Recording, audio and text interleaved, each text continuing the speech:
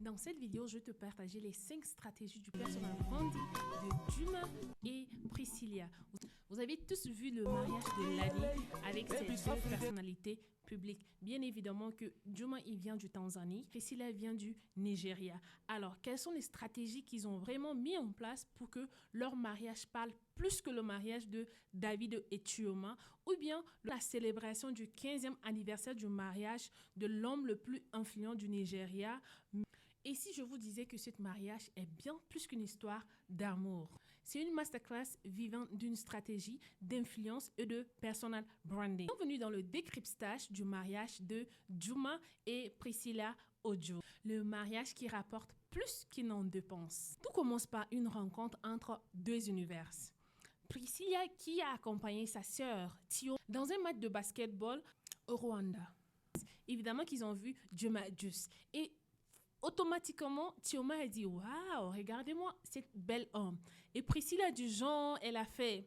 Et vous avez, le regard a directement impacté Jumadius, auquel, quand ils sont revus dans leur hôtel, Jumadius a dit « Bon, vous logez ici, si c'est le cas, je peux vous inviter pour un café ou bien un jus, une petite cocktail en un mot ». Évidemment, Chioma a dit « Oui, pourquoi pas ». Chioma a sauté sur l'occasion pour dire à Priscilla « Non, mais tu es single, tu es célibataire, tu peux bien lui partager ton numéro ». Donc, voilà le début de l'histoire. Juste, superstar tanzanien connu pour ses chansons d'amour. Priscilla Ojo, influenceuse nigérienne et icône du digital.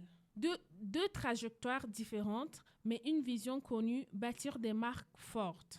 Ils se rencontrent, s'aiment, mais surtout ils construisent ensemble. Leur histoire devient fusion de talents et synergie de notoriété entre l'Est et l'Ouest de l'Afrique. Alors, la première leçon d'apprendre ici dans le mariage de Jumadius et Priscilla Ojo, leur rencontre est une alliance stratégique. Deux audiences, une vision commune, des marques puissantes. Ils se rencontrent, ils s'aiment, mais surtout ils bâtissent ensemble. C'est ça le personal branding. Fusionner les histoires, croiser les marchés. À ce stade, leur histoire devient déjà un business model, un point entre l'Est et l'Ouest africain. Le point numéro 3, le mariage est considéré comme un business model pour montrer vraiment comment vous pouvez collaborer avec les stars et vraiment être influent. Tout a été sponsorisé. Il y a beaucoup de sponsors dans ce mariage-là. Les boissons, les jus. Et qu'est-ce qui a fait pour que les marques s'y intéressent dans le sponsoring du mariage? Vous savez bien, quand ils ont commencé déjà le Nika qui s'est passé en Tanzanie, le mariage passé en Tanzanie a permis à beaucoup de vues, beaucoup des internautes et a fait du buzz auquel où le mariage civil a intéressé certains partenaires. Et en plus, la maman de la dame en question, c'est une productrice. Elle collabore avec beaucoup de partenaires. Donc, du coup, le sponsoring a été plus facile parce que, vous savez, ils connaissent déjà que le mariage va faire plus de boom que le mariage de Davido et Chioma. Donc, du coup, ça a rapporté plus d'argent que ça a dépensé. Parce que si vous voyez la grandeur de cet événement, beaucoup de gens en parlent 1 million de naira, 300 millions de naira, mais même si c'est le cas, sachez bien que nous avons beaucoup de sponsors et ces sponsors ont vu déjà les 2 événements passés en Tanzanie qui leur a montré que voilà, s'ils s'associent déjà à cet événement, ils peuvent facilement être rentables ou bien ils peuvent facilement être vus parce que c'est le milieu en question. C'est le mariage des stars. Vous allez voir que la plupart des stars nigériens ont été présents. L'exemple du Mr. P qui a accompagné sa maman directement. Il y a aussi beaucoup de célébrités qui sont là, y compris M. Obi Kobiana avec sa femme, le milliardaire nigérien que vous le connaissez bien, dans le luxe, dans le développement de son entreprise et tout. M. Obi Kobiana qui était aussi présent avec sa princesse, comme il l'appelait bien souvent. Leçon numéro 5, c'est créer de la rareté et du storytelling autour de ton image. L'amour, le luxe, la tradition, tout attire l'intention, mais ce dernier, il a vraiment une histoire de monétisation. Vous savez, avant le mariage, Priscilla a commencé vraiment à créer le storytelling de son union avec Juma sans vous montrer le monsieur en question.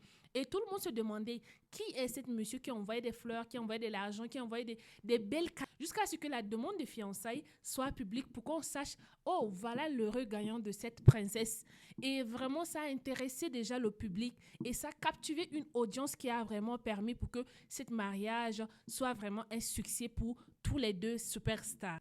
Ton histoire peut devenir des leviers, mais si tu sais vraiment comment le raconter. Montre juste assez pour captiver, mais garde une part de mystère pour toi, parce que l'univers aime toujours découvrir comment la fin sera terminée. 4 points du personal branding qu'il faut bien retenir. Alors, pour ton personal branding, tu dois t'associer stratégiquement. Le bon partenariat multiplie ton impact. Choisis des collaborations qui élargissent ton marché. J'aime bien le dire souvent, pour avoir d'abord le bon partenariat, tu dois faire le travail sur toi-même. Est-ce que tu es visible? Est-ce que tu te mets vraiment à la hauteur au moment où tu veux, où tu demandes de la collaboration? Les gens seront vite faits à accepter ta demande de collaboration. Ne sois pas la dernière de ta lignée et vouloir collaborer peut-être avec le premier de la classe. Il ne va même pas te regarder parce que en collaborant avec toi, lui-même, il va se ridiculiser et toi, en dessous, tu ne pourras même pas avoir la visibilité qu'il te faut pour développer ton activité ou ton business. Deuxième point, moi, je pourrais dire que de faire chaque moment à une plateforme. Chaque événement, chaque lancement est une opportunité de créer du contenu et d'engager. Tout ce que tu peux faire le storytelling de ta journée, tu peux faire le storytelling ou bien le débriefing d'un événement que tu as assisté ou tu as personnalisé, tu as participé. Mais sache que toute ton histoire, quand tu peux mettre le storytelling, mais il faut aussi donner des contenus engageants, des contenus qui vont aider les autres et non raconter juste ta vie ou bien ta belle vie dont tu aimerais voir sur les réseaux sociaux. Troisième point, sur le point numéro 5 encore, il faut capitaliser sur l'émotion pour vendre. Vraiment, ça, c'est l'une des stratégies qui marche à tout moment. Vous allez voir les gens qui vont dire avant, je galérais, j'ai fait ceci, ou bien avant, je faisais 9 à 10 heures de l'emploi, maintenant, voilà ma vie. Donc, ce sont les histoires et ça crée de l'émotion. Donc, il faut avoir des histoires qui créent de l'émotion pour vendre tes produits.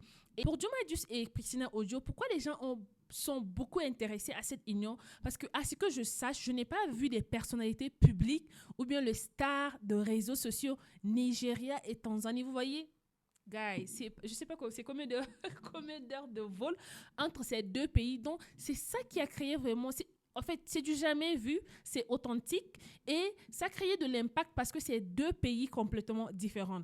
Raison pour laquelle dominer le mariage de Davido et Chioma, parce que Davido et Chioma, ils sont tous les deux du Nigeria. Je ne sais pas trop leur culture, leur tribune, mais néanmoins, vu qu'ils sont tous les deux les Nigériens, c'est vrai qu'ils sont aimés par tout le monde, mais celle de Priscilla et celle de Juma-Jus, vous savez, rien que le Tanzanie compte plus de 58 millions de population. Le Nigeria compte plus de 230 millions de population. Donc, ces deux populations unies, ça fait vraiment un truc énorme et un truc gigantesque. Donc, ça a créé vraiment de l'impact que les gens attendent vraiment des deux personnalités publiques. Le point numéro 4, c'est créer de la rareté. Pas présent sans être omniprésent, scénariste de ton image. Tu vois? Donc, tu dois faire semblant pour que tu es là, tu disparais, tu réapparais, tu disparais, mais c'est pas ça l'objectif. L'objectif, c'est de la constance. Même si que tu partages des petits trucs, mais il faut toujours être constant et être visible. Et surtout donner, quand on parle de la valeur, ce n'est pas absolument que tu dois partager qui donne de la valeur, mais être authentique et que tu partages vraiment ton ressenti en temps réel. Alors, tu as vu ce mariage? Ce n'est pas juste une histoire de l'influence. Ce n'est pas juste une célébration. C'est une stratégie d'influence. Tu es en train de planifier ton lancement, ton projet. Demande-toi cette question. Bon, comment puis-je lever des intentions avant même de lever des fonds? Comment puis-je monétiser aussi mon histoire? Alors, si tu veux créer ta marque personnelle, débloque des opportunités et apprendre à monétiser ton histoire. Le dernier point qui est très important, c'est faire financer le mariage de tes rêves par les sponsors.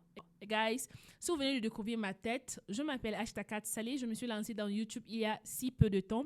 Et c'est vrai que je ne suis pas constante, mais j'essaie d'être constante à tout moment. Donc, si vous avez des critiques à faire dans cette vidéo, n'hésitez pas à écrire tout ce qui vous semble bon à améliorer cette vidéo, ok? Et je suis très ouverte pour tout recevoir et tout améliorer. Donc, n'oubliez pas de cliquez sur la cloche de notification, d'aimer la vidéo, de commenter et surtout aussi de vous abonner à cette page parce qu'ensemble, nous allons faire découvrir l'Afrique. N'oubliez que tout ce que je partagerai ici dans cette page avec vous, ce sont mes vécus ou bien mes expériences personnelles parce qu'en dehors de YouTube que je viens de me lancer, je suis un entrepreneur physique et qui fait aussi pas mal de choses.